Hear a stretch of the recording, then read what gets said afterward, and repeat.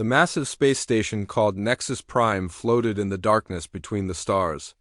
It was bigger than most cities and housed the most powerful beings in the galaxy.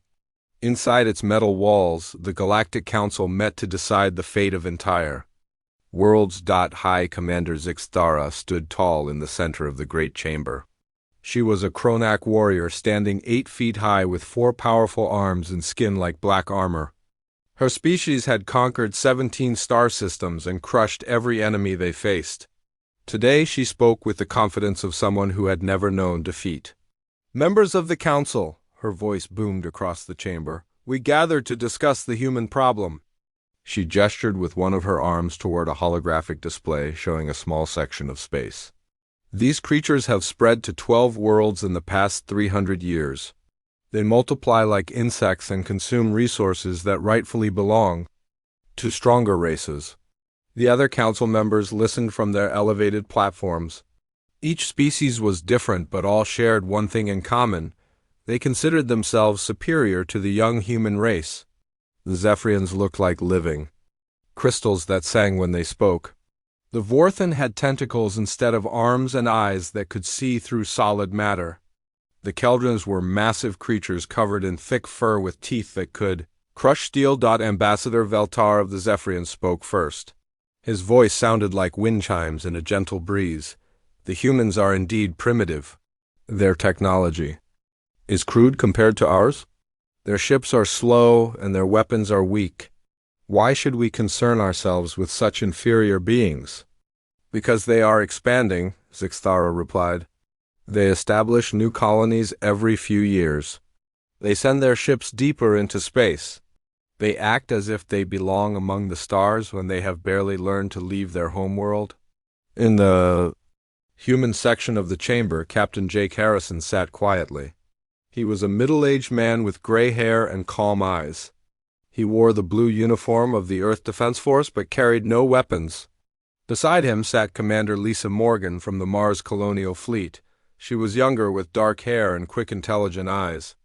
Both humans remained silent as the aliens discussed their fate. "What do you propose?" asked General Thak of the Keldrons. His voice was deep and rumbling like distant thunder. "These humans have not attacked anyone. They keep to themselves and trade peacefully with those who wish to deal with them."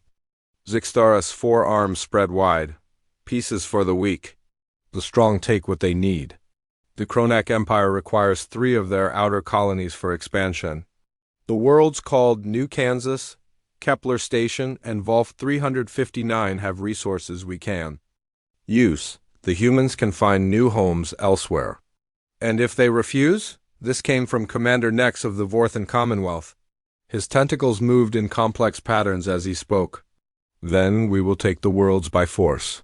Zixthara's voice carried no doubt. A single Kronak battle fleet could destroy their entire defense force. Their ships are like toys compared to our warships. Their soldiers are untrained civilians playing at being warriors. The chamber filled with agreement. Other species nodded or made their own sounds of approval. The humans were outnumbered, outgunned, and surrounded by civilizations that had been fighting wars for thousands of years. "We will give them 72 hours to comply," Zixthara announced. "They will evacuate the 3 worlds and turn them over to Kronak administration. If they refuse, we will demonstrate why the strong rule the galaxy." The council voted quickly. Every species except the humans agreed to the ultimatum. It was not really a surprise. The Galactic Council had been making decisions about human space for decades without asking what the humans wanted.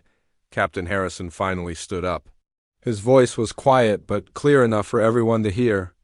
"High Commander, before you make this decision final, I request permission to consult with my government."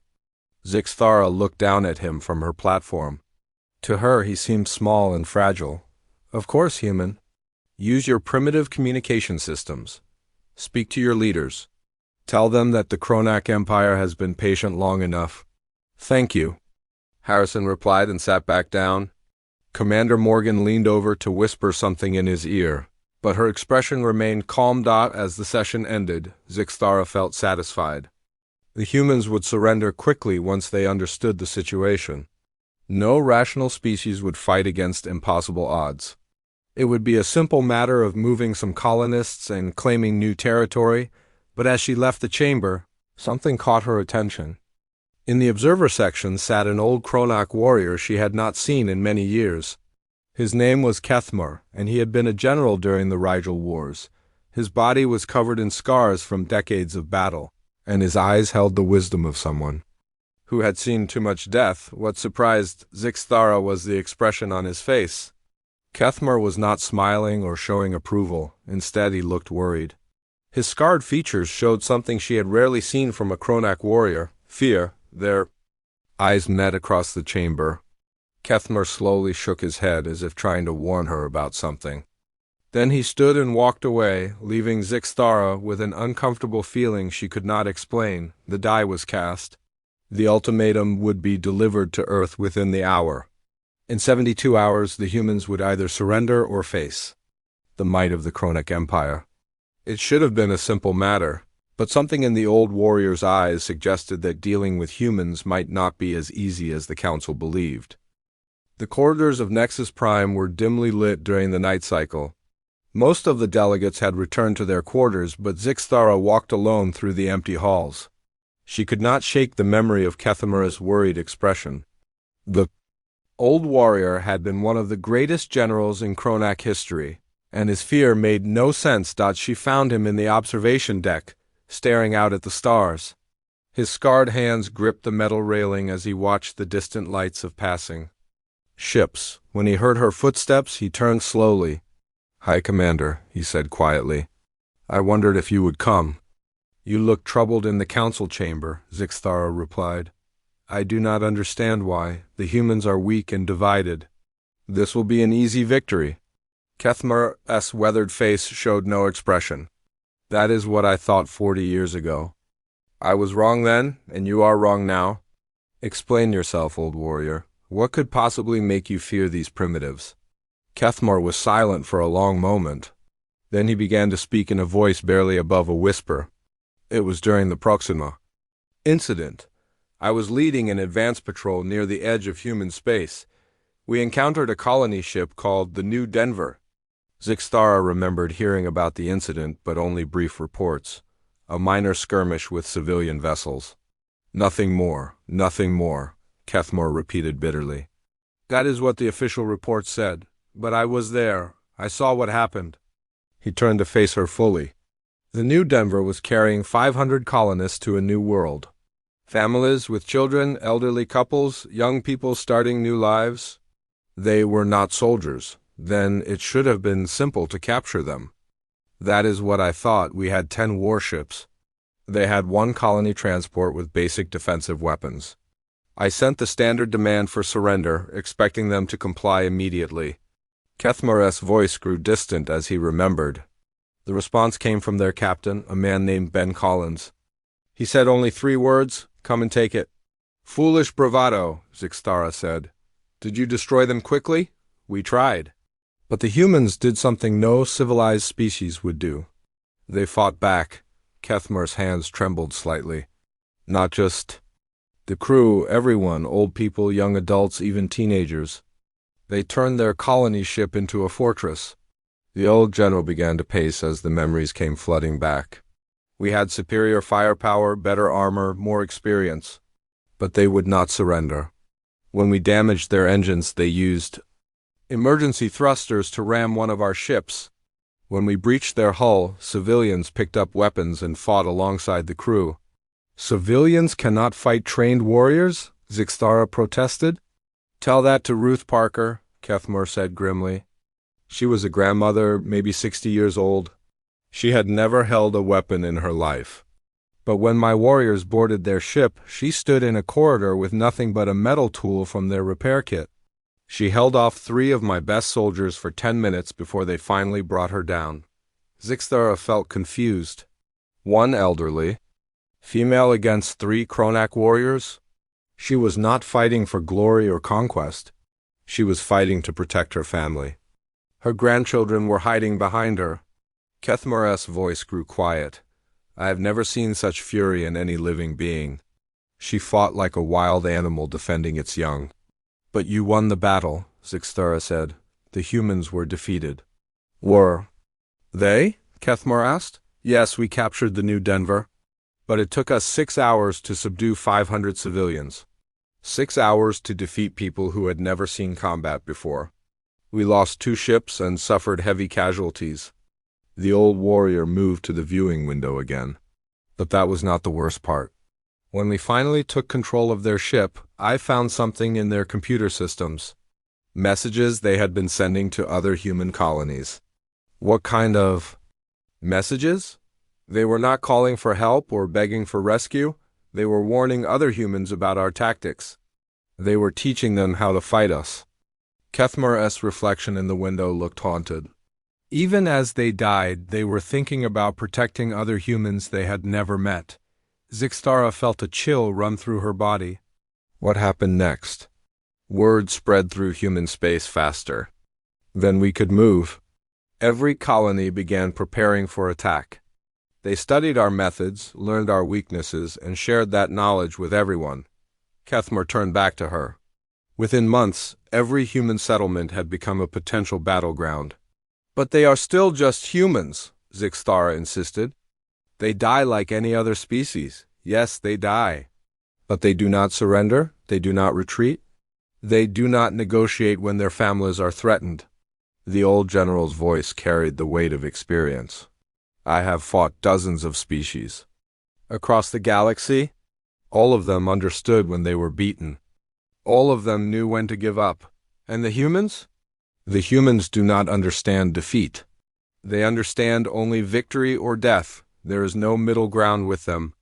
Kethmar walked toward the exit, then paused. High Commander, I have one final piece of advice. Cancel this ultimatum. Find another way to get what you want. That is impossible. The Council has already decided, Kethmar nodded sadly. Then you will learn what I learned at Proxima. The humans are not just another species to be conquered. They are something else entirely. Something that does not fit into our understanding of warfare. As he left the observation deck, his final words echoed in the empty corridor. When you threaten what they love, they become something beyond rational calculation. Remember that when your ships start burning. Zixthara stood alone in the darkness, staring out at the stars. Somewhere in that vast emptiness, the humans were receiving their ultimatum. In 72 hours, she would discover if Kethmar's warnings were the fears of an old warrior or the wisdom of bitter experience. The message from the Galactic Council reached Earth 6 hours later. President Alan Foster sat in the Oval Office of the United Earth Government Building, reading the ultimatum on his personal screen. His face remained calm, but his hands gripped the desk edge tightly. Get me the Emergency Council, he told his aide, a young woman named Kelly Brooks. All department heads, all military commanders, and the colonial governors. Full priority communication. Within 30 minutes, the secure conference room was filled with Earth leadership. General Kate Sullivan of the Earth Defense Force sat at the long table, her uniform crisp and her expression serious. Admiral Ryan Walsh from the Luna Fleet had arrived from the moon base still wearing his spacesuit gloves. Colonel Pete Brooks from the Mars Rapid Response Unit joined by hologram, his weathered face showing the strain of commanding forces spread across multiple worlds. Ladies and gentlemen, President Foster began, the Kronak Empire has given us 72 hours to evacuate 3 of our colonies. New Kansas, Kepler Station, and Volf 359 must be turned over to them, or they will take them by force. The room erupted in angry voices. General Sullivan slammed her hand on the table. They cannot be serious. Those worlds have been ours for decades. Families have lived there for generations. How many ships do they have? Admiral Walsh asked grimly. Colonel Brooks consulted his datapad. Intelligence reports show at least 300 Kronak warships moving toward our border. Each one is twice the size of our largest vessels. What about our allies? Asked Dr. Nancy Pierce, the head of the science department. Will anyone help us? The other council members voted in favor of the ultimatum, Foster replied. We stand alone. The president activated the holographic communication system. Let me speak to the colonial governors first. They have the right to know what they are. Facing, 3 images appeared above the table. Governor Helen Carter from New Kansas looked tired but determined. She was a middle-aged woman who had spent 20 years turning a barren world into productive farmland. Governor Tony Martinez from Kepler Station appeared next, his mining uniform still covered in dust from the asteroid operations. Finally, Dr. Amy Rodriguez from Volf 359 joined the call, her science station visible behind her. "We have received the Kronak ultimatum," President Foster said. "I want to hear from each of you before we make any decisions." Governor Carter spoke. "First, Mr. President, my people have been building this world with their own hands. We have farms, schools, and communities. Families have children who were born here. This is not just a colony to us, it is our home. The mining operations on Kepler Station support half the colonies in human space," Governor Martinez added. "If we give up these resources, every human world will suffer. Besides, where would my people go? Most of them have worked these asteroids for their entire adult lives." Dr. Rodriguez leaned forward. "Volf 359 is conducting research that could revolutionize space travel. We are on the verge of breakthroughs that could change everything for humanity. If the Kronak take our work, we lose decades of progress." President Foster nodded. "I understand your positions, but I need to be clear about what we are facing. The Kronak have overwhelming military superiority. Our chances of winning a direct fight are very small." "What are you asking us to do?" Governor Carter asked quietly. "I am asking if you want to evacuate your people or if you want to fight."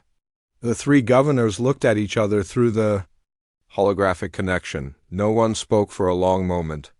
Then Governor Martinez broke the silence. "Mr. President, my grandfather came to space with nothing but the clothes on his back. He worked the asteroid mines until his hands bled. My father continued his work, and I have spent my life building something here. I will not run from aliens who think they can take what we have built." "My people are farmers," Governor Carter said. "We know about protecting what we grow." "We will not abandon our land," Dr. Rodriguez nodded. "Science requires courage. We will not let fear stop our work." President Foster felt pride swell in his chest. "Then we fight. General Sullivan, what are our military options?" "We have 67 ships in the Earth Defense Force," she replied. "The Luna fleet has 43 vessels. Mars can contribute 32 ships. The Colonial Defense Forces have maybe 50 ships total. Less than 200 ships against 300 Kronak warships," Admiral Walsh said grimly. "The odds are not good." "Numbers do not tell the whole story," Colonel Brooks said from Mars. "We know our own space better than they do. We can use that advantage." President Foster stood up. "I want every available ship ready for combat. Contact the merchant marine, the transport companies, and the civilian contractors. Anyone who can fly a ship and carry a weapon." "Sir," General Sullivan said carefully, "civilian vessels are not designed for combat. We would be sending people to their deaths." "Then make that choice clear to them," Foster replied. "But make the choice available. This is not just about military forces. This is about whether humanity will bow to alien demands or stand up for itself." The meeting continued for hours as they planned their response. Supply lines were organized, weapons were distributed, and communication networks were established. Every human world would know what was happening and would have the chance to help. As the meeting ended, President Foster prepared to address the nation. He would speak to every human settlement, every ship, every family. The message would be broadcast across space to reach the farthest colonies. "My fellow humans," he began, his voice carrying across the void to millions of listening ears, "we face a choice that will define our species. We can surrender our homes and our freedom, or we can fight for what we believe is right." He paused, looking directly into the camera. "The Kronak Empire believes we are weak because we are young. They think we will run because we are outnumbered. They are wrong." The president's voice grew stronger. To the Kronak Empire and all who support them, I say this: we are not your subjects, we are not your property. We are free human beings, and we will remain free. He took a deep breath before delivering the final words. You want our worlds? Come and take them. The message was broadcast to every corner of human space. On Earth, families gathered around their screens. On Mars, miners stopped their work to listen. On distant colonies, settlers heard the words and made their own choices. The response was immediate and overwhelming. Merchant ships changed course toward the threatened colonies. Transport vessels requested weapon upgrades. Even passenger liners volunteered to carry supplies and reinforcements. Humanity had made its choice. They would fight. The Kronak War fleet appeared at the edge of human space exactly 72 hours after the ultimatum expired. War Marshal Vexver commanded the massive force from his flagship, a vessel the size of a small city. He was even larger than most. Kronak warriors with battle scars covering his forearms and a reputation for crushing rebellions quickly. Report on human defenses, he ordered his tactical officer. Sub-Commander Nixtile studied the sensor readings. The colonies appear to be defended, but their ships are primitive. We count less than 50 vessels at each location. Most appear to be converted civilian craft. Vexver laughed, a sound like grinding metal. Civilians playing soldier. This will be over before the day ends. Begin the attack on New Kansas. The first wave of Kronak ships descended on the farming colony like a dark cloud. Governor Helen Carter watched from the command center built into the old grain processing facility. Around her, farmers and their families worked at communication stations and weapon controls. Her own husband Jack operated the long-range sensors while their daughter Mary coordinated the defensive positions. Enemy ships entering atmosphere, reported Tom Wilson, a man who had been growing corn just weeks ago.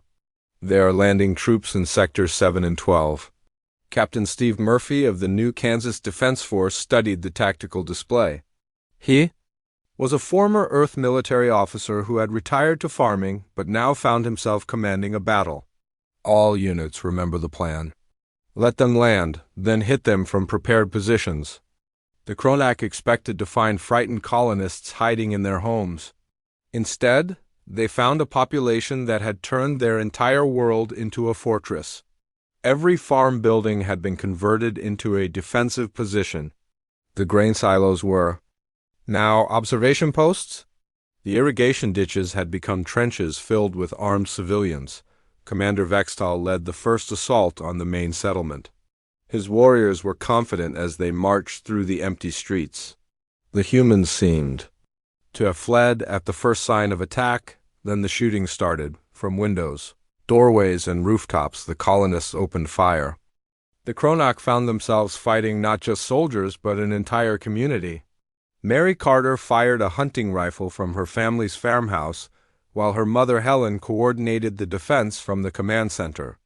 Jack Carter used his knowledge of the local terrain to guide defenders to where they were needed most. These humans fight like animals, Vextal reported to his ship. They show no concern for military tactics. They just keep shooting. The battle raged for hours. The Kronak advanced building by building, but every structure had to be taken by force. A grocery store became a fortress where the owner and his employees held off alien warriors for 2 hours.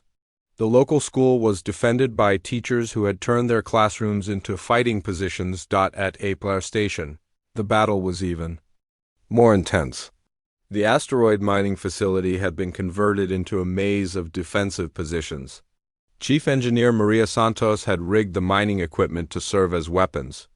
The massive rock crushers were now traps that could destroy entire squads of enemy soldiers. Governor Tony Martinez led the defense from the Central Command Center deep inside the asteroid.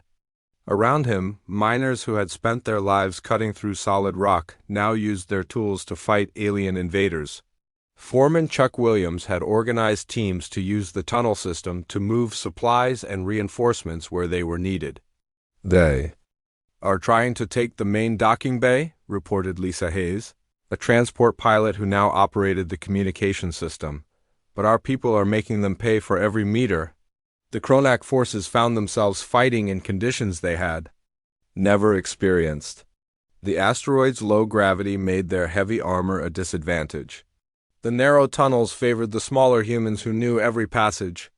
Worst of all, the humans had rigged explosive charges throughout the facility. If we cannot keep it, we will destroy it, Martinez announced over the communication system. The Kronak will get nothing from us. At Volf 359, Dr. Amy Rodriguez had turned her research station into a scientific fortress. The deep space sensors were now early warning systems. The laboratory equipment had been converted into weapons. Even the experimental drives were being used to power defensive systems. The research staff fought alongside the small security force. Dr. Mike Chun used his knowledge of physics to create improvised explosives. Dr. Sarah Kim turned the medical bay into a treatment center for wounded defenders. Graduate student Danny Roberts, who had been studying alien cultures, now helped identify Kronak weak points. War Marshal Dexver watched the battle reports with growing frustration. His forces were winning, but the cost was enormous. The humans were not surrendering even when their positions were hopeless. They fought until they were overwhelmed, then fell back to new positions and fought again. How long to secure the colonies? He asked his tactical officer. At this rate, several weeks, Nixtal replied. The humans are not fighting like a normal military force. They are fighting like every building is their last stand. Impossible. No species can sustain such losses. But the reports kept coming. Human defenders who ran out of ammunition picked up farming tools and mining equipment. When their weapons failed, they used their bare hands. Elderly colonists fought beside teenagers. Parents and children defended their homes together. The pattern was the same at all three colonies. The Kronak forces advanced slowly, paying in blood for every position they took. The humans fell back, regrouped, and fought again. There was no central command to destroy, no government to surrender. Every human seemed to be fighting their own personal war. Sir, Nixtal said quietly, we are receiving reports from across the galaxy. Other species are watching this battle. They are asking questions about why it is taking so long to defeat a few human colonies. Vexver felt something he had never experienced before, doubt. The humans were supposed to be weak and divided. Instead, they were fighting with a unity and determination that defied explanation. Continue the attack, he ordered. We will break them eventually. But deep in his mind, he wondered if breaking the humans was possible. They seemed to view defeat and death as the same thing. As long as they drew breath, they would keep fighting. The war had only just begun. The war had been raging for 3 weeks when something unexpected happened. Across the galaxy, other alien species began to pay attention to the human colonies. The Zephyrians, who had dismissed humans as primitive, now watched in fascination. As the small settlements continued to resist the mighty Kronak Empire, Ambassador Veltar contacted Earth directly through diplomatic channels. His crystalline form shimmered as he spoke to President Foster. We did not expect this level of resistance from your people. The Zephyrian Assembly wishes to offer mediation between your species and the Kronak. President Foster sat in his office, looking tired but determined. The past weeks had aged him visibly, but his voice remained strong. Ambassador, we appreciate your offer, but we do not need mediation. We need the Kronak to leave our space immediately. But surely you must see that continuing this fight will only lead to more death, Veltar insisted. Your colonies cannot hold out forever. That may be true, Foster replied, but our people have made their choice. They would rather die free than live as slaves. The conversation was broadcast across human space and beyond.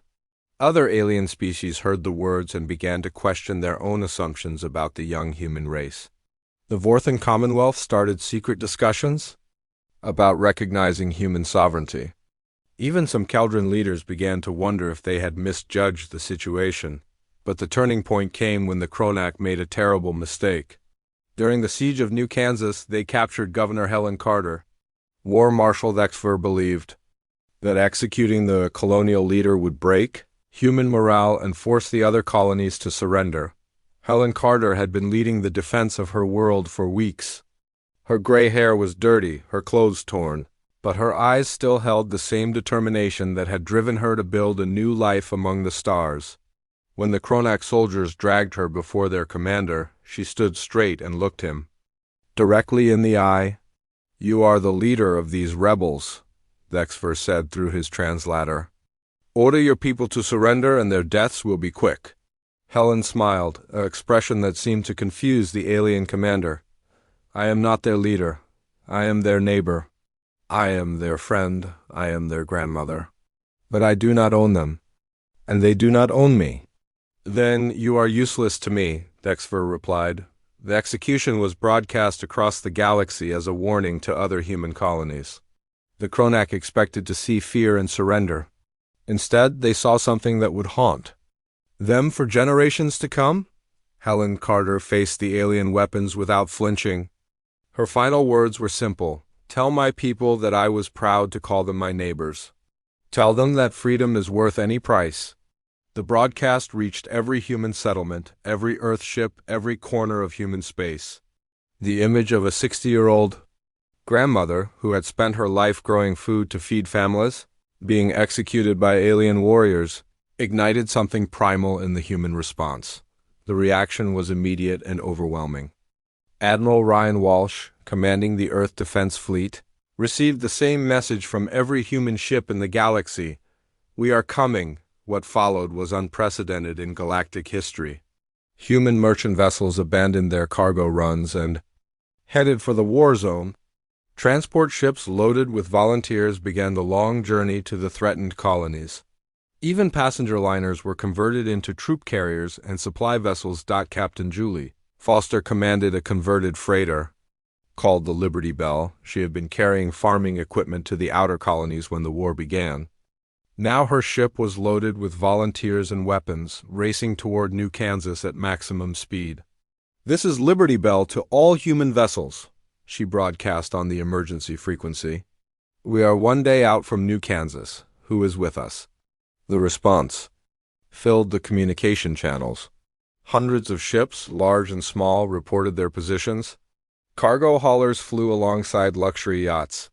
Mining vessels traveled next to scientific research ships.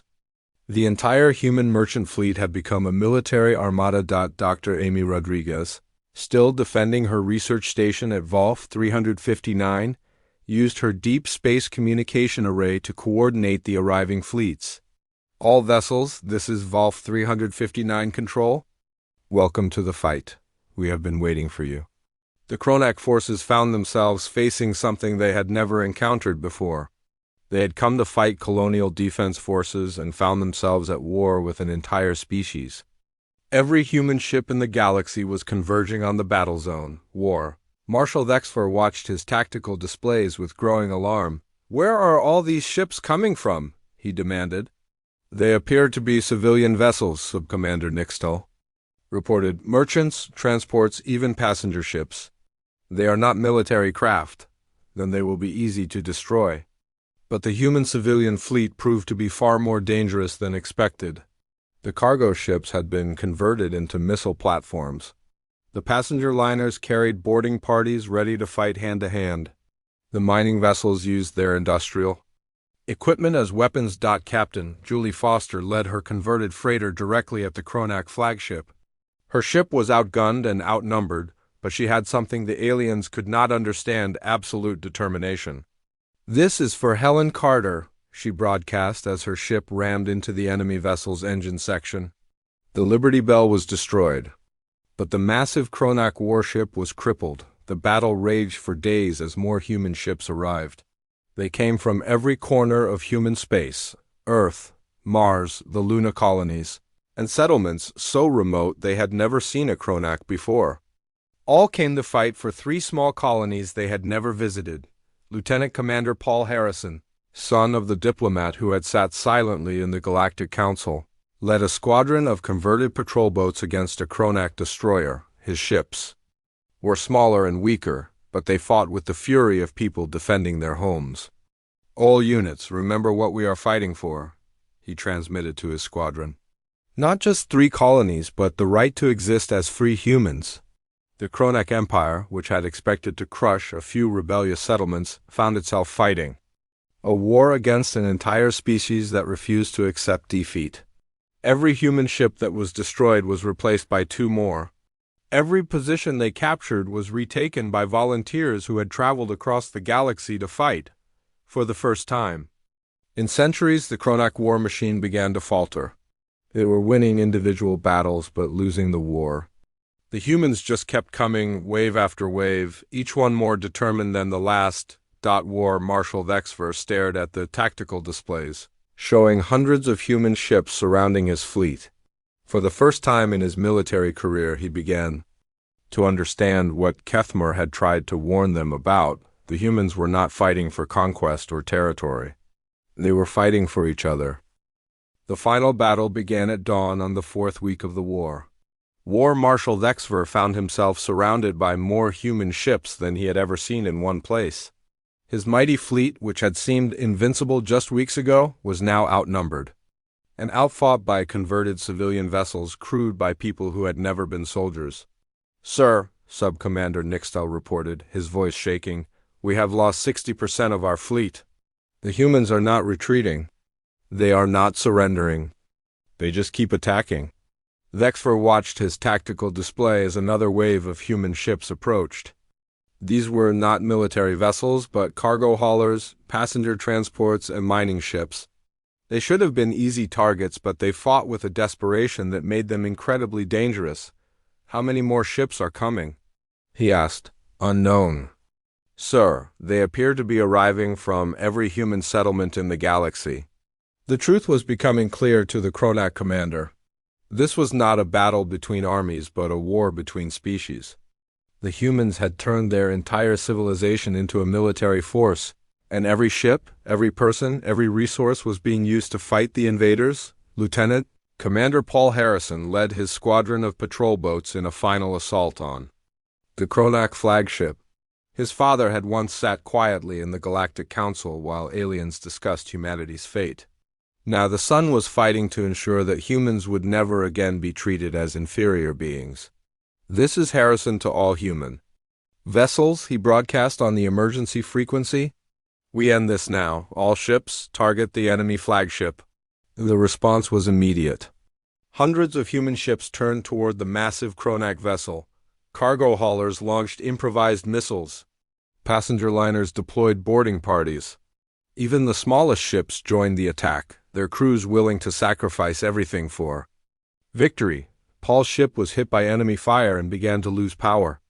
His engines were failing, his weapons were offline, but he continued toward the target.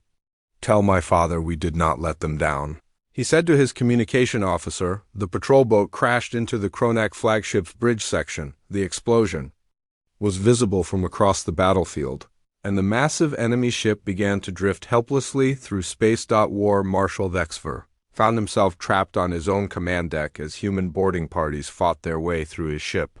The attackers were not professional soldiers, but volunteers who had traveled across the galaxy to fight. They included teachers, farmers, mechanics, and students, ordinary people who had become extraordinary warriors. "Surrender," demanded Captain Mike Roberts, a former merchant officer who now led a mixed group of civilian fighters. "Your war is over." Vexfer looked at the humans surrounding him. They were smaller than his warriors, less heavily armed, but their eyes held something he had never seen before: absolute conviction. They truly believed they were fighting for something more important than their own lives. "How?" he asked quietly. "How did you defeat us?" Captain Roberts considered the question. "We did not defeat you. You defeated yourselves. You thought we were just another species to be conquered. You never understood that we were fighting for our homes, our families, our freedom." The Kronak surrender was broadcast across the galaxy. The mighty empire that had conquered 17 star systems had been broken by a species they had dismissed as primitive. The news spread through alien civilizations like wildfire, and the balance of power in the galaxy shifted forever. On Nexus Prime, the Galactic Council met in emergency session. The chamber was quieter than it had ever been as delegates tried to understand what had happened. The humans had not just won a war, They had shown that the established order of the galaxy could be challenged. Kethmer, the old Kronak warrior who had tried to warn them, stood before the council one final time. His scarred face showed no satisfaction, only sadness for the lives that had been lost. "You asked me to speak about what makes humans dangerous," he said to the assembled delegates. "I tried to tell you before the war began, but you would not listen. Now you have seen the truth." The chamber remained silent as he continued. "The humans do not fight for conquest or glory. They fight for survival, for their families, for their homes. They fight because they love what they are protecting more than they fear what they are fighting." Ambassador Veltar of the Zephyrians spoke hesitantly. "What does this mean for the future of the galaxy?" Kethmer looked at the alien delegates with eyes that had seen too much death. "It means that the age of conquest is over. The humans have shown us that some species cannot be intimidated, cannot be defeated, cannot be made to surrender.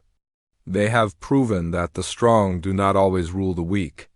The old warrior's final words echoed through the chamber and across the galaxy. "I have fought in 100 battles and conquered dozens of worlds. But I have learned something from watching humans fight. The greatest strength is not in your weapons or your ships. It is in your willingness to sacrifice everything for those you love." On Earth, President Foster addressed the nation from the same office where he had declared war weeks earlier.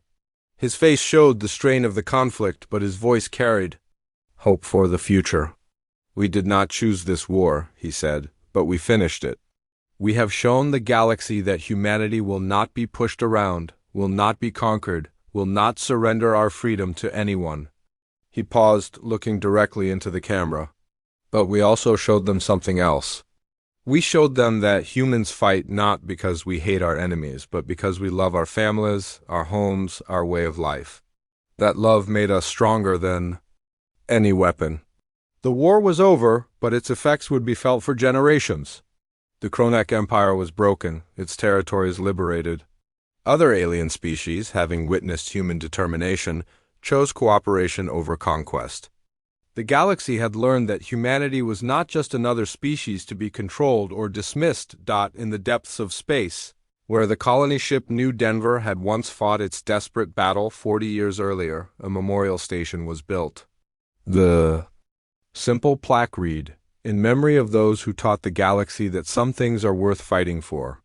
The message was clear to every species in the galaxy. Humanity had earned its place among the stars not through conquest but through courage. They had shown that the willingness to fight for what you love is stronger than any empire, any fleet, any weapon. The old warrior's warning had become a universal truth. Never fight humans, because they will never stop fighting for each other.